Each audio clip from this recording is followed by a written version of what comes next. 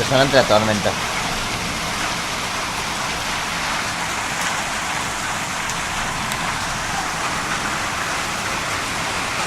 El agua de la calle corre de bote a bote. Es impresionante la lluvia y la tormenta.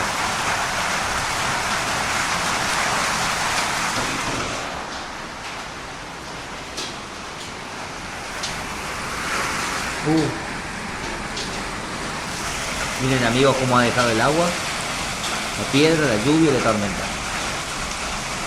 Ha pasado por aquí por Altagracia. Es impresionante.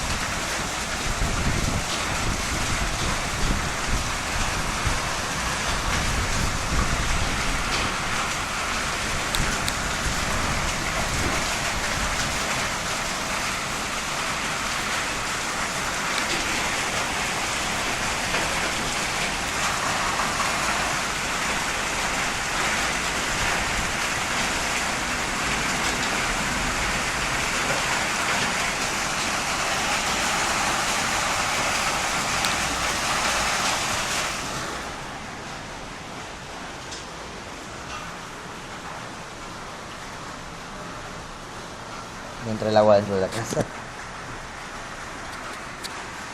Impresionante la tormenta esta.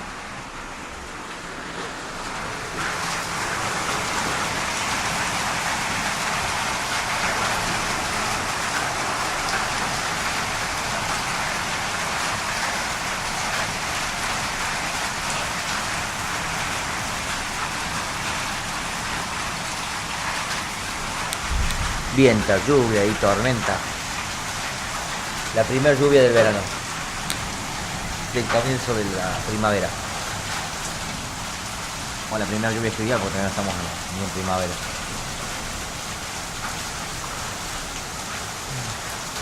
Toda mierda.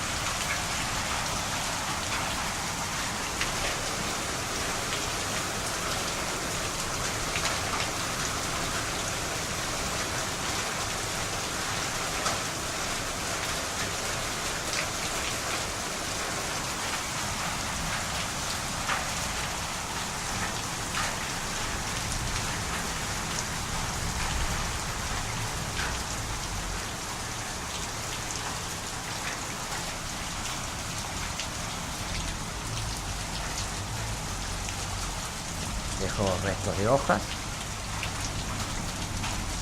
como ustedes pueden ver, y de la piedrita que cayó. Impresionante, en unos minutos como se llovió todo.